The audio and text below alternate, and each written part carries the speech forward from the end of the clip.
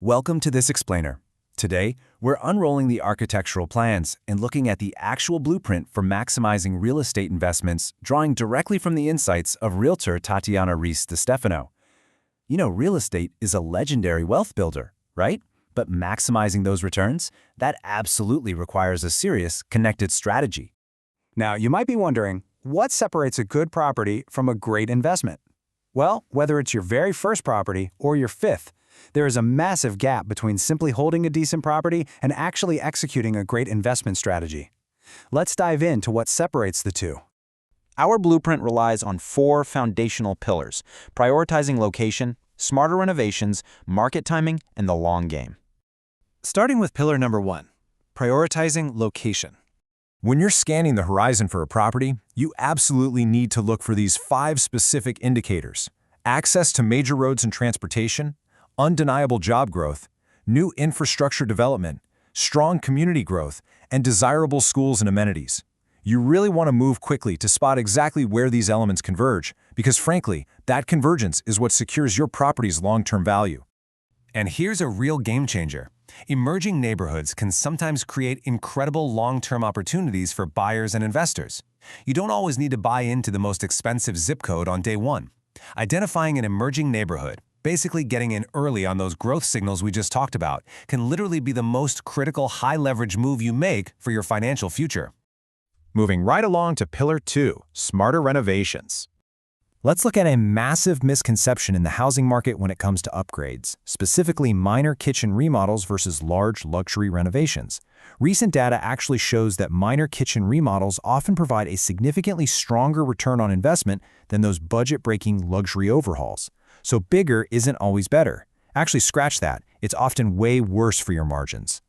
If you want to boost your property value efficiently, you should focus on high-impact, low-drain updates like fresh paint, updated lighting, cabinet refinishing, modern fixtures, and quick bathroom refreshes. You know, you really don't need a sledgehammer to build equity. Honestly, a paintbrush often does the trick. Because the goal is not always to spend more, it's to spend smarter. Strategic, targeted upgrades will absolutely always outshine just throwing reckless capital at a property. All right, on to Pillar 3, market timing. Because holding a great asset is really only half the battle, which leads us to ask the ultimate seller's question: when is the best time to sell? If you want to maximize your final sale price, you need to know exactly when to put that sign in the yard. And historically speaking, aiming for specific spring months, February, April, and May, produces the strongest seller returns due to increased buyer activity. It's pretty much simple supply and demand. Buyers thaw out with the spring weather, activity surges, and your chances of securing a premium price just skyrocket. And finally, Pillar 4, the long game. Listen, real estate isn't a get-rich-quick scheme. Wealth actually accumulates sequentially.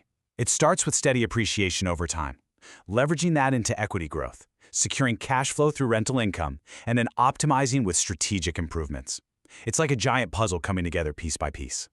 And that brings us to this crucial point.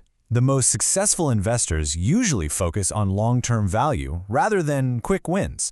This is the true mindset shift required for building a financial fortress.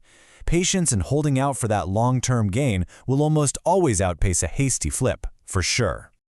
As Tatiana Stefano sums it up perfectly, a successful real estate investment is about more than just buying a property. It's about understanding location, timing, upgrades, and market trends. It requires understanding how all of these pieces intertwine. It's that connected strategy that actually dictates your results. So, I want you to look at your own portfolio. Do you have the right blueprint for your next strategic real estate move?